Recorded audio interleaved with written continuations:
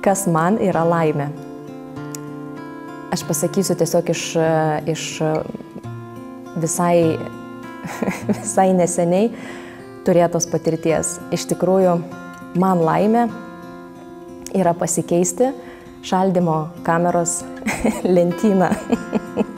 Man tiek daug laimės suteikia. Iš tikrųjų, laimė tai yra, realiai tai yra pasirinkimas, tai yra begalinis dėkingumas kasdienoje, mažuose dalykuose. Man laimė yra, žinot, skridau į Lietuvą, o dabar atskridau į Lietuvą ir aš skrendu ir aš tokia laiminga, kad aš galiu skristi. Aš galiu skristi virš debesų ir aš žiūrėjau tos debesis, aš realiai su pakaba burnoje atvažiavau, išsišiepusi visą laiką. Man laimė yra nusileisti ant žemės, man laimė yra atsibusti ryte ir turėti dar vieną dieną veikti ir mylėti. Man laimė yra, kada mano vyras špakliuoja sienas.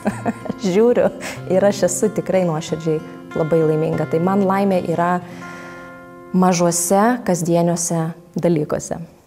Kas man yra laimė šeimoje? Laimė šeimoje man asmeniškai yra apskritai būti šeimoje. Apskritai turėti galimybę šitame gyvenime būti su žmogumi, kuris nori būti su manim.